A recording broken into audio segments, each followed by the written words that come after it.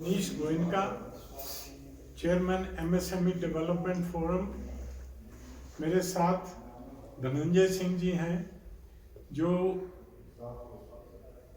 राष्ट्रीय सहकारिता विकास निगम के नेशनल बोर्ड के मेंबर भी हैं और कई संस्थाओं से जुड़े हैं। इनकॉप के चेयरमैन हैं। हमारे एमएसएमई डेवलपमेंट फोरम के लद्दाख के को कन्वीनर दोरजी साहब और हमारे मीडिया कोऑर्डिनेटर और हमारे नेशनल बोर्ड के मेंबर फोकस न्यूज़ के सीईओ श्री कृष्णा अग्रवाल, ये सब यहाँ पर उपस्थित हैं। आप सबका बहुत धन्यवाद। हम एक मिशन के तहत लद्दाख आए हैं। हम कुछ लद्दाख के लिए करना चाहते हैं, ऐसी भावना के साथ हम आए। मोदी जी की प्रेरणा हमारे पीछे है और केंद्रीय सरकार की कई जो मंत्रालय हैं वो हमारे सहयोग में हमारे साथ हैं हमारे इस मिशन में। और सबसे ज़्यादा हमें बड़ी प्रसन्नता हुई कि जब हम एलजी साहब से मिले और उसके बाद उन्होंने हमें स्वागत विश्वासी जो यहाँ के इंडस्ट्री सेक्रेटरी हैं उनसे मिलवाया और उन्होंने बहुत खुशी इस कार्यक्रम को ऑर्गेनाइज करने के लिए अपनी स्वीकृति प्रदान की। हम Ladakh business investment and job promotion expo summit, जिसमें एंटरप्रेन्योरशिप डेवलपमेंट कॉन्क्लेव भी हम करने जा रहे हैं।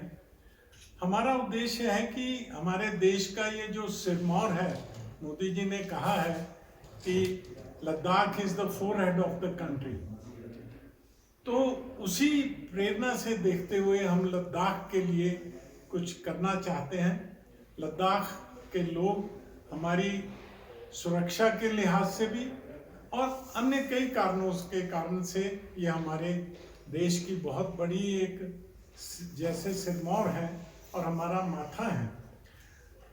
आज हमारे देश में सबसे बड़ी समस्या है कि युवा नौकरी मांगने वाले बन गए हैं। तो हमारा पहला मिशन है transforming job seekers to job creator. इतनी नौकरियां, हर एक को सरकारी नौकरी चाहिए या कॉरपोरेट की नौकरी चाहिए, इतनी नौकरियां हमारे यहाँ है नहीं। तो उसका एक ही ऑल्टरनेटिव है कि युवा सेल्फ एम्प्लॉयमेंट में जाएं। उसके लिए एमएसएमई फोरम और एमएसएमई जो सरकार का मंत्रालय है उनकी बहुत बड़ी रिस्पॉन्सिबिलिटी है कि वो युवाओं को प्रेरित करें, क्योंकि सबसे इजी है जॉब कर लो, महीने के बाद चेक मिल जाएगा। एंटरप्रेन्योरशिप थोड़ा सा कॉन्फिडेंस चाहिए, थोड़ा सा रिस्क भी होता है, पर हमारे देश के युवा बहुत एंटरप्राइजिंग हैं। मैं थोड़ा सा पीछे जाऊंगा, अगर 1500 वर्ष पहले अगर देखें, हमारे देश एंटरप्रेन्योरल कंट्री था, कोई नौकरियां नहीं करता था और इसी कारण से हमारे देश को सोने की चिड़िया कहा गया। उसी देश को ढूंढते हुए कोलंबस, वास्को डी गामा सब आए, पर हमारे दुर्भाग्य से उसको ढूंढते ढूंढते अंग्रेज ईस्ट इंडिया कंपनी के माध्यम से आ गए। उन्होंने हमारे देश को नौकरी मांगने वाला नौकर देश बना दिया। उसके बाद सरकारें आई, कम्युनिस्ट इन्फ्लुएंस था, ज्यादा जोर हुआ, प्राइवेट एंटरप्रेन्योरशिप पे कुछ कम हुआ। मैं क्योंकि मोदी जी की थ्योरी को समझता हूँ और अप्रिशिएट करता हूँ, मोदी जी ने आके एमएसएमई की इम्पोर्टेंस को समझा। वो हमारे कन्वीनर हैं और दोरजी साहब यहाँ हैं, सुशील जी हमारे यहाँ सहयोगी हैं और इनकी पूरी हमारे एमएसएमई फोरम की टीम है। हमने इनके कंधों पे बोझा डाल दिया है कि 3 महीने हम उपलब्ध हैं। अब आपकी जिम्मेवारी है कि 3 महीने लग के हमसे क्या करवा लेते हो। हम थोड़ा सा पार्टी से भी जुड़े हैं, गवर्नमेंट से भी जुड़े हैं, सरकारी कई जगह पे हम हैं, नेशनल बोर्ड में हैं, कहीं हैं, तो हमारी थोड़ी सुनवाई होती है। जो चीज़ एलजी साहब नहीं कह सकते वहाँ बड़े मंत्रियों को और अधिकारियों को, वो हम कर सकते हैं। हम लड़ भी सकते हैं, चीफ सेक्रेटरी हो चाहे मंत्री हो, हम उसके साथ लड़ सकते हैं, क्योंकि हम जनता के लिए काम कर रहे हैं, निस्वार्थ काम कर रहे हैं। वो ऑफिशियली कर सकते हैं, वो बीच में कैटलिस्ट का काम करेंगे। और 3 महीने का हमने टाइम रखा है। आप हमें वॉच करते रहें, क्योंकि आप एक वॉच डॉग का काम करते हैं। और आपके माध्यम से हम आज ये ऐलान करते हैं कि हम आज ये जो कार्यक्रम करेंगे इसको 3 महीने कंटिन्यू करेंगे। लोकल टीम हमारे सहयोग करेगी। और इसके हमें एलजी साहब ने कहा कि गोयनका जी, अगर आप 20 युवाओं को भी एंटरप्रेन्योर बना दें तो मैं समझूंगा कि ये कार्यक्रम सफल है। हमारी इच्छा है कि हम 20 से 50 यहाँ के बडिंग एंटरप्रेन्योर्स, यूथ और जो हमारे और सामान्य हमारे यहाँ के लद्दाखी भाई हैं, उनकी हम आइडेंटिफाई करेंगे 3 दिन में। क्या वो उनके अंदर, हर एक के अंदर कोई ना कोई हुनर, टैलेंट है, हम उनका वो टैलेंट आइडेंटिफाई करेंगे और उसके बाद हम उनकी हैंड होल्डिंग करेंगे। 3 महीने में हम प्रयास करेंगे कि वो अपने पैरों पे खड़े हो जाएं।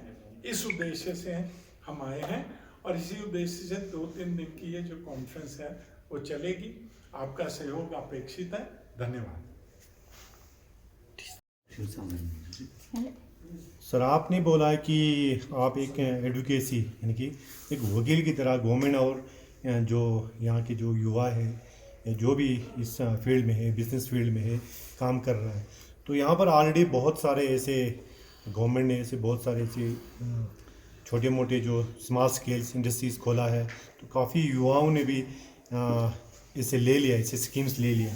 तो इसी पेंडेमिक में हार्डली 2 साल में बहुत सारे युवाएं जो है इससे वंचित हो गया सर, क्योंकि पेंडेमिक की वजह से उनको जो चीज़ गवर्नमेंट को भरना है, यानी कि बैंक का जो उनको फाइनेंस है, तो इसके बारे में आप थोड़ा बताएंगे। गवर्नमेंट को क्या मैसेज देंगे और उन युवाओं को क्या मैसेज देंगे? देखिए, ये देश महात्मा गांधी का देश कहा जाता है, ठीक है। महात्मा गांधी जी ने हमें एक संघर्ष करने का, आंदोलन करने का एक मैसेज समझाया।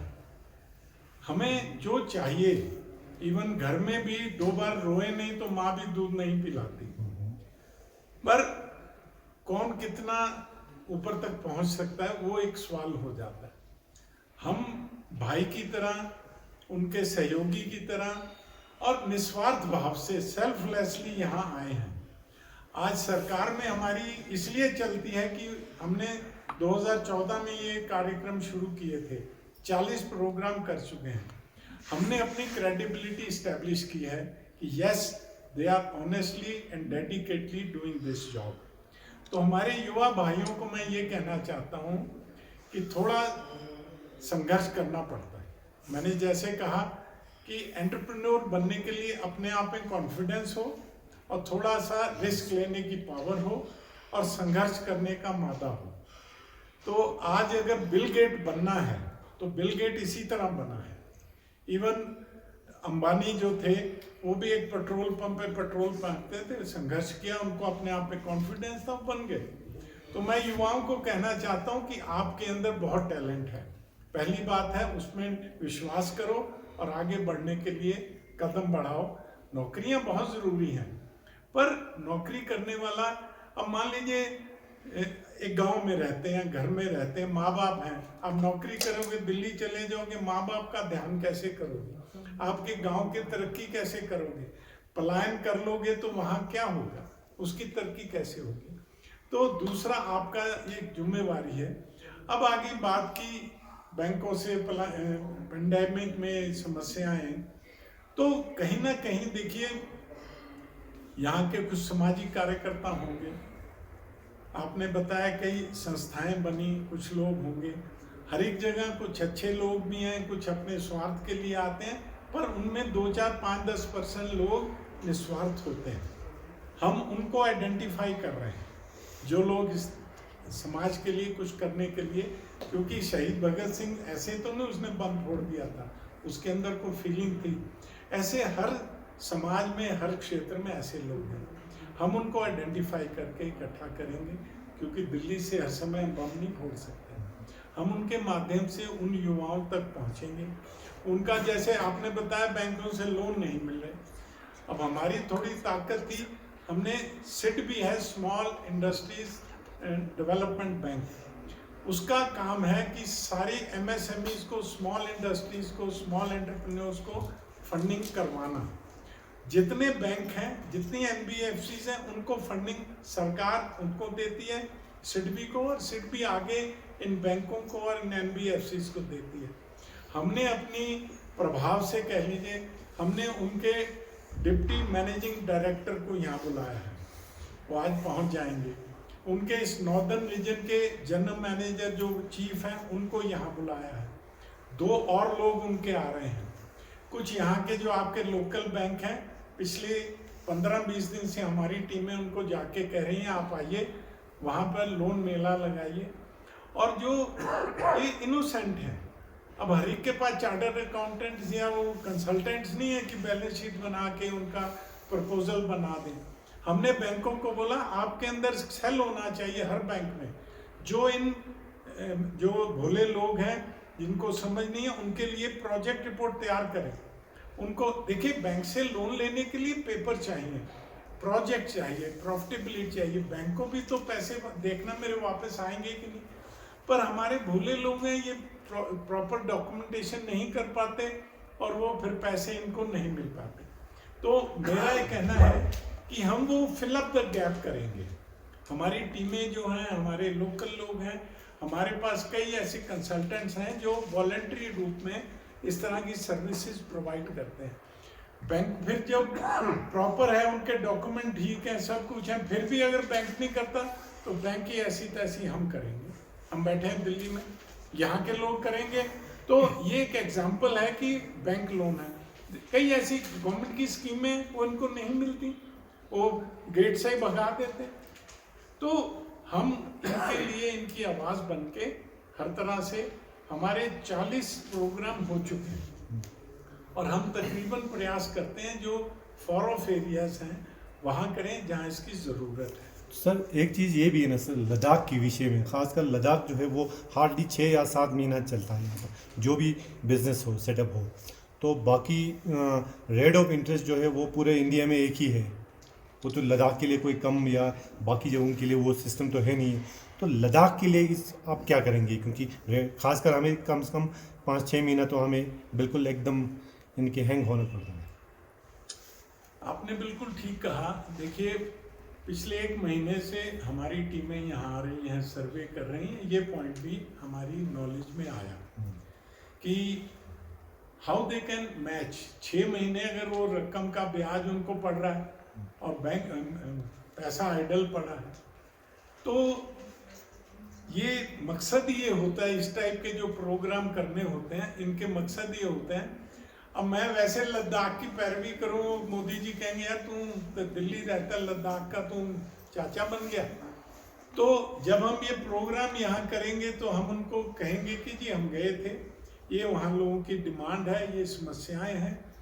फिर देखो, एक आधा मंत्री साथ में हो, तो मेरे मित्र हैं रूपाला जी, कईयों को मैंने कहा चलो भाई वहाँ, वो या 3 दिन लगेंगे, कोई कुछ बोला, रूपाला जी से जोर जाता था, वो मान गए। अब एक मंत्री भी, भाई हम मंत्री नहीं हैं, हम संतरी हैं, सिपाही हैं आपके, एडवोकेट हैं। अब एक मंत्री को ये सब चीज़ें हम यहाँ समझवाएंगे, फिर वो हमारी पैरवी एडवोकेसी वो भी करेंगे। मैं गया था जी, वहाँ लोग मेरे कपड़े फाड़ रहे थे, उनको ये चीज़ें चाहिए। तो इस तरह से हम वो चीज़ केंद्र तक पहुँचाएंगे। और इस समय केंद्र की जो सरकार, जितना हम जानते हैं, सुनती है। जब हम आपकी जेन्युइन चीज़ें, जैसे मैंने बताया ट्रांसपोर्टेशन का मसला है, जैसे अभी आप ये बता रहे हैं, कोई ना कोई मैकेनिज्म बन सकता है जिससे 6 महीने का वो जो दर्द है, जो कॉस्ट उनकी बढ़ गई। अब एक्सपोर्ट के लिए सरकार कितनी योजनाएं दे रही हैं ताकि कॉस्टिंग डाउन जाए, आपकी भी कॉस्टिंग डाउन जाए, आपका माल सेलेबल बने और प्राइसिंग ठीक हो। ये बहुत बड़ा मुद्दा है जो आपने बताया, इसके ऊपर हम बहुत सीरियसली करेंगे। बैंक वाले भी आ रहे हैं, मंत्री जी आ रहे हैं, और इसकी हम पूरी रिपोर्ट बना के आपके जो यहाँ के लोग हैं उनके माध्यम से पूरी फीडबैक लेंगे और इसको ऊपर तक। सर 40 प्रोग्राम्स आपने किए, कितने लोगों को एंटरप्रेन्योर बनाया? देखिए, ऐसा मैं गिनती तो नहीं किया, पर हर जगह हमारी इच्छा होती है कि 20 से 50 लोग सीख के आगे बढ़ें और एंटरप्रेन्योरशिप में आए।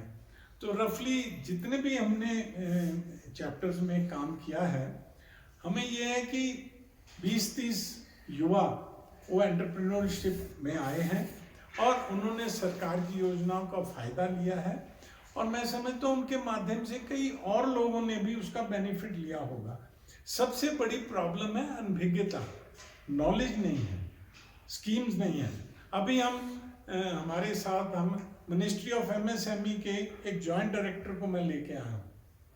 वो मैंने जब मिनिस्ट्री में कहा, अब वो हमारे मंत्री जी आए हैं, वो नए नए हैं, वो महाराष्ट्र की भी उनको चिंता देखनी है, तो यहाँ से भी हमें ओके 10 से 5-7 दिन पहले मिली। तो मिनिस्ट्री में मैंने कहा भी एमएसएमई का मेन तो आपका काम है, हम तो एक सेवक हैं। वो कहने लगे जी ये सिस्टम है, वहीं बिगड़ जाएगा हमारे ख्याल में, तो उस पर क्या कहेंगे? देखिए वो ट्रेडिशन को, अगर वो ट्रेडिशन चलेगी तो वैल्यू खत्म होगी। वो ट्रेडिशन खत्म नहीं करनी है। आपके जो लोग हैं वही चेंज देखिए, एक चीज 2 साल से बिक रही है, नहीं बिकेगी, तो वो जो आर्टिशंस है वो उसके अंदर खुद सोच है, वही चेंज करेगा। उसने तो सिर्फ उसको टिप्स देने हैं कि आप इस अपनी ट्रेडिशन में, अपनी आर्ट में ये चीज करो, वो उसी का पार्ट होगा। वो कोई फॉरेन की चीजें उसमें नहीं डालेगा। आप अगर चीजें नए मॉडल, नई चीजें आती ना तभी बिकेंगी ना जी। अब एक फॉरेनर एक बार एक ले गया, दोबारा वो देखेगा वही चीजें नहीं खरीदेगा। मकसद ये है कि अपनी ट्रेडिशन को हम किस तरह से उभारें और उन्हीं के दिमाग चलेगा।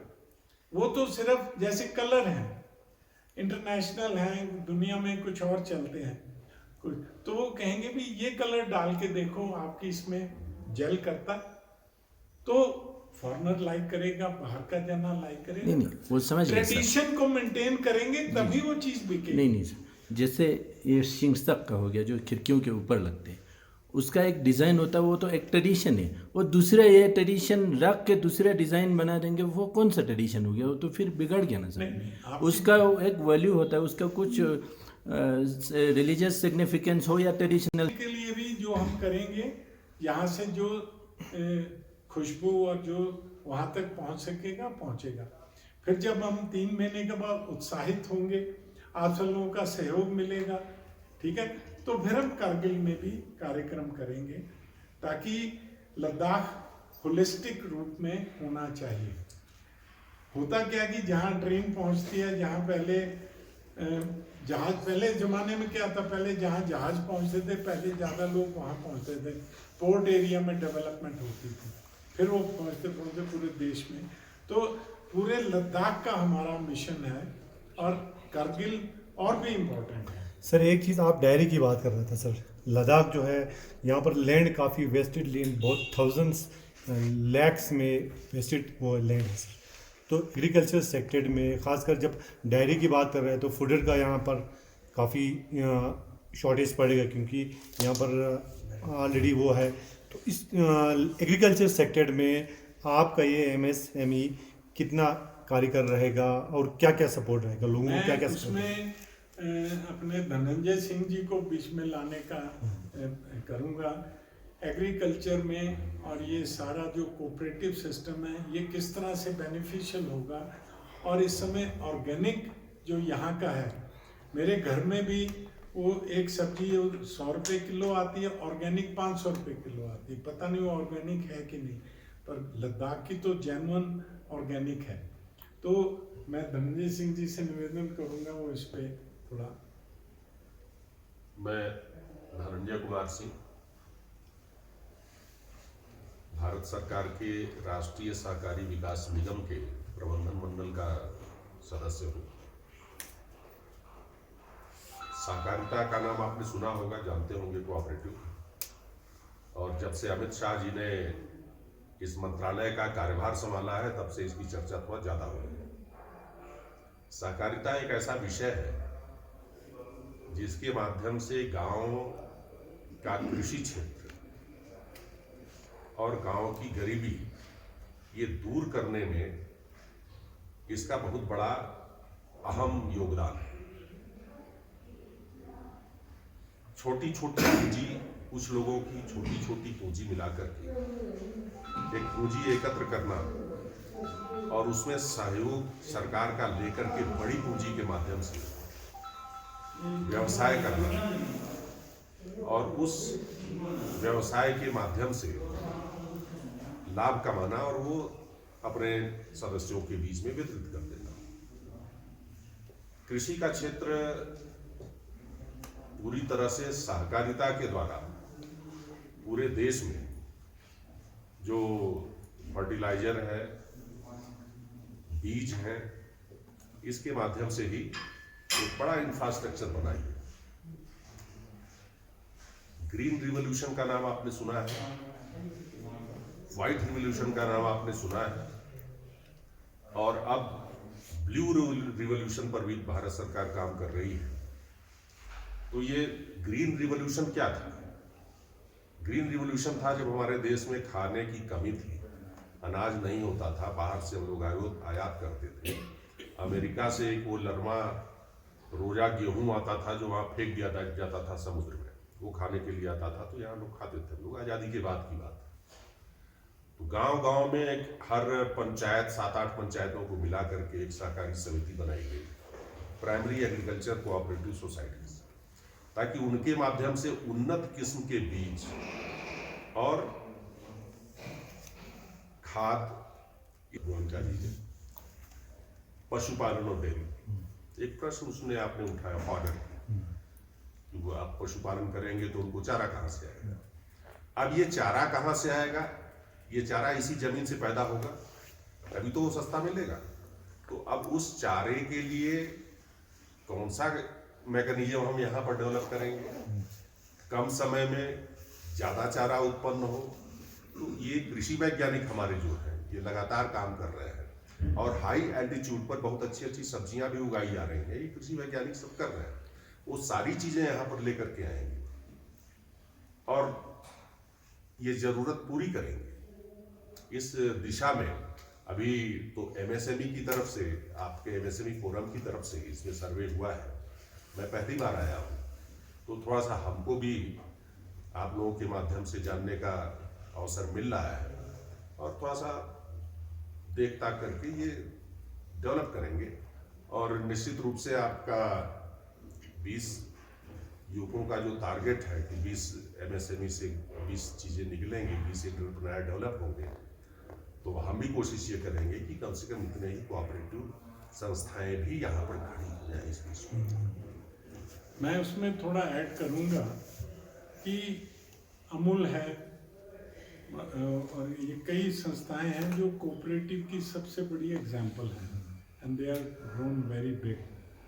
तो कोऑपरेटिव के माध्यम से भी कुछ सहयोग भी सरकार का मिलेगा और ये कोऑपरेटिव यहाँ बनेंगी। हमारा एक और, मैं बीच में इसलिए बोला कि हमारा एक और लाभ रहता है, स्किल डेवलपमेंट स्किल मिनिस्ट्री ने देना है, एमएसएमई का काम एमएसएमई मिनिस्ट्री ने करना है, एग्रीकल्चर का एग्रीकल्चर ने करना है, फूड प्रोसेसिंग का तो 10 मंत्रालय हैं, टेक्सटाइल का टेक्सटाइल है, हैंडीक्राफ्ट एमएसएमई में भी है, टेक्सटाइल में भी है। तो that is another our job कि इन 6 घोड़ों को 10 घोड़ों को पकड़ के उनकी कृष्ण जी की तरह लगाम करके उनका एक कॉमन सिस्टम बनाए जिससे चलता है। अब वो एक मंत्रालय कहता है जी वो फाइल वहाँ अटकी हुई है, तो हम फॉलोअप करके इनको 10 मंत्रालय आइडेंटिफाइड हैं जो आपके काम के लिए रिस्पॉन्सिबल है, पर उनका कोऑर्डिनेशन नहीं हो पाता, अफसर एक दूसरे की बात नहीं कर पाते। ये भी एक हमारा आप सब लोगों के साथ मिलके एक मिशन और एक काम रहेगा जिससे जल्दी हो काम। कई कल बता रहे थे कि 6-6 महीने 2-2 साल लगते हैं एक परमिशन आने में, काम होने में, उसको तेजी लाएं, वो करें।